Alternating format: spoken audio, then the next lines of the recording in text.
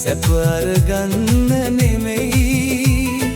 මා දුක් විඳලා වගුරන කඳුළු ඔයාව සැපෙන් තියයි අපගේ ජීවිත ලියවෙන අයුරු දන්නේ කවුරු තමයි මා හෙළනා මේ දහඩිය මුගුරු දවසක සතුට ගෙනෙයි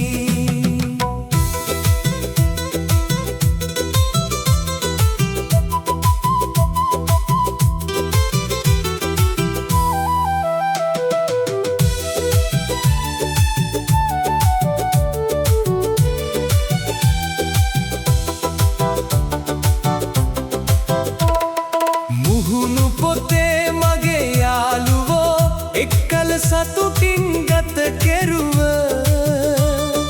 පින්තූරය දැක කලබල වීලා කේන්තියෙන් දෙඩුව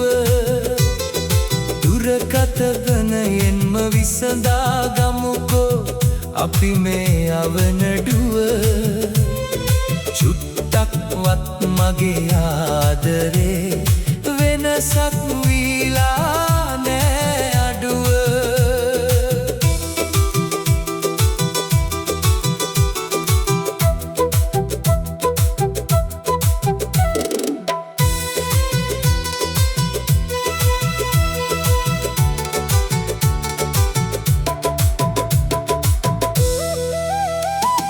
වෙන්වීලා අපි දෙතැනක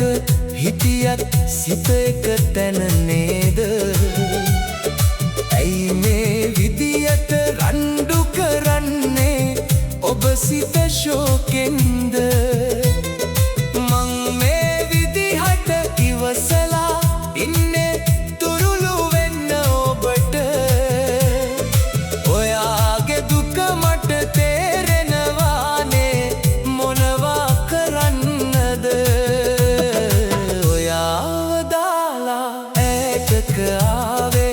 සැප අරගන්න නෙමෙයි මා දුක් විඳලා වගුරන කඳුළු ඔයාව සැපෙන් තියයි අපගේ ජීවිත ලියවෙන අයුරු දන්නේ කවුරු තමයි මා හෙළනා මේ දහඩිය මුගුරු දවසක සතුට ගෙනෙයි